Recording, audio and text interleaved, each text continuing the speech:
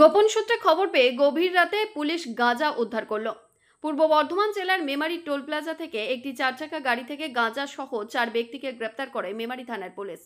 জানা গেছে 4 চাকা ওই গাড়িটি ওড়িশা থেকে আসছিল।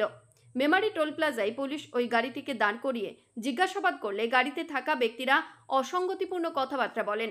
তখনই ওই গাড়ি সার্চ করলে দেখা যায় একটি বস্তা এবং সেখান থেকেই গাঁজা পাওয়া যায়, এমনটাই খবর পুলিশ সূত্রে। পুলিশ সূত্রে আরও জানা যায় ওই বস্তায় 50 কেজি গাঁজা ছিল। গাড়িটি উড়িষ্যার দিক থেকে বীরভূমে যাচ্ছিল। এভাবেই দিনের পর দিন গাঁজা পাচার হতো ওই গাড়িতে, এমনটাই জানা যায়। গাড়িতে থাকা এক মহিলা সহ মোট 4 জনকে মেমারি থানায় নিয়ে আসা হয় এবং রবিবার তাদের সুনির্দিষ্ট ধারায় মামলা রুজু করে বর্ধমান আদালতে পেশ করেছে পুলিশ।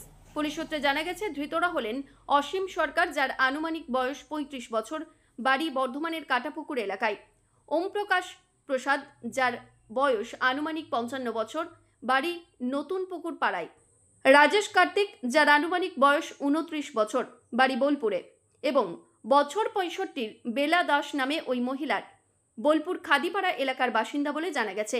ইতিমধ্যেই গাড়িটিকে পুলিশ বাজেয়াপ্ত করেছে।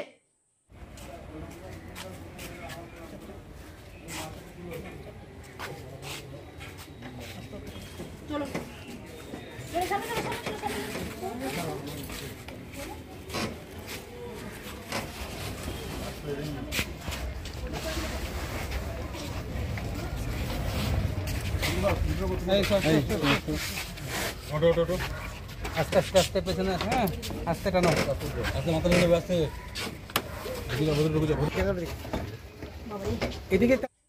মৃত্যুঞ্জয় যশের রিপোর্ট, সংবাদ আজকে নিউজ।